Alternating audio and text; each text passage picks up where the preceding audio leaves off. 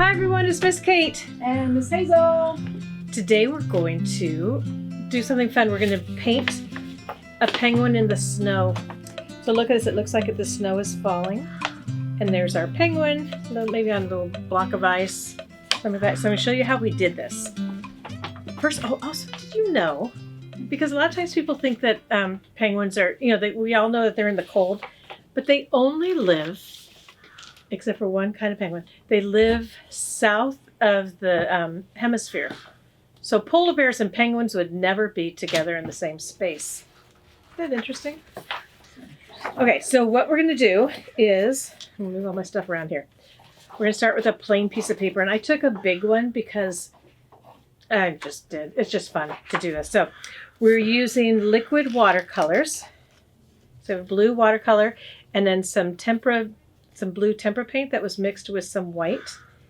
And the secret ingredient for making the snow is salt. Oh, that's very secret. It's very secret. So I'm going to show you what we did. So we took the blue watercolor and just started painting right over. Now, if you can see, I have newspaper on the table here because this blue watercolor will kind of mess up your tabletop if you don't pay attention. It washes off of your hands, but it will make a mess in your house. I'm doing little bits at a time because I want to make sure that the paint is really wet when I put the salt on. You can see that, and I'll just keep going. Oops, I almost put that right in there. You know what happened the other day when I was doing this? I was painting and I was kind of in a hurry. And I put my hand in the paint instead of in the salt. So I'm trying really hard to pay attention not to do that today because that would be a little embarrassing on this. So as I can go see, I'm just dropping the salt. You could use big salt if you have big salt. We just are using the very fine salt because we had it. So, but you could use whatever kind of salt you have works for this. So I'm going most of the way down the page until I decide where I want my ice block to be. Okay, now, oops, I almost put my hand in that paint. Now I'm going to finish putting some down. I'm going to check and make sure I didn't miss any spots. Looks like a spot right there. I could probably put these in order so I don't do things like that. I'll put a little more salt on, and now I'm going to move the salt and put the lid onto my liquid watercolor so I don't get that in. I'm using the same brush because I can, and I don't have to clean one brush that way. I'm going to wipe it off a little bit, try and get some of that paint off of here, right onto my newspaper. And I'm going to dip it into my light blue paint. And now I'm going to paint my block of ice.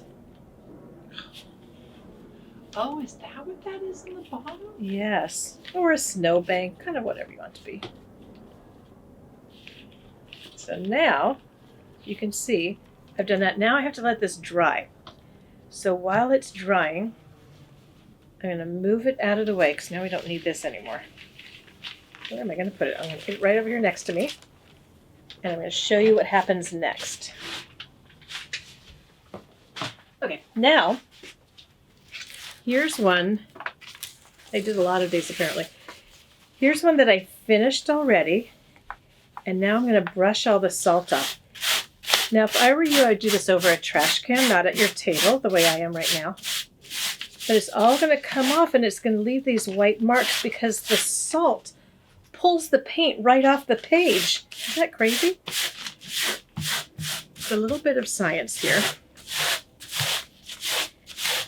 Now, normally, while my paint was drying, I'd get going drying my penguin, but because I'd made this ahead of time, we don't have to wait for this paint to dry. But now look at that. It looks like a dark, maybe an evening sky, and it looks like snow is falling because there are all those white dots all over it. Kind of amazing to me. Good. I know, isn't that fun? Now the liquid watercolors, we buy them that way, but did you know that you could also make them? If you didn't have liquid watercolors, you could use your regular watercolor palette if you wanted to. That would be okay. And if you just remember to go slowly and put the salt on as you go. So So it's nice and wet. Okay, now we're going to get to, look, I already had paint all over me. We're going to get to drawing our penguins. So just so you know, there will be another video that has just the drawing of this penguin on it in case I go too fast. But what we're going to do is we're going to, so I'm taking a piece of white construction paper, but you could use any paper that you have. But I'm using white. All I'm going to do is draw the black part of the penguin, so I don't have to color anything on that's white. So I'm using a pencil first. I'm going to outline sort of like around his eyes. You see how on this guy? And we're also not even adding any orange for his beak, but we're going to, it's penguin-like. Not exactly a penguin, but you know, it'll work. So I'm going to draw where I think his, his kind of beak would be, and then kind of around like this. So that's how we're going to start. And then I'll add in the rest of his head and kind of close that off. Then, I probably should have started up higher on this one, but I didn't. We'll add his body, which is just, I'm just doing 2 lines like this and then kind of across the bottom. And little bits for his feet, kind of like that. And then his wings, we wanted to sort of be standing like this. So I'm going to add his wings like this. Hopefully this looks good because I'm looking at it upside down. Oh, look, Miss Hazel, I have them right here. So this is where I'll start, and then I'll start drawing it. Now I'll go over it with my Sharpie, my permanent marker. And I will go all the way around him. And the nice thing about the pencil marks is that I can erase them. They give me a good guide for drawing, but if I don't like it, I can just erase anything. But I'll go get him like this, all the way around, down to his feet. And then one more part here that I kind of failed to do. In this one, see how he has sort of a white belly there? So I'm just going to do an oval-ish spot right there.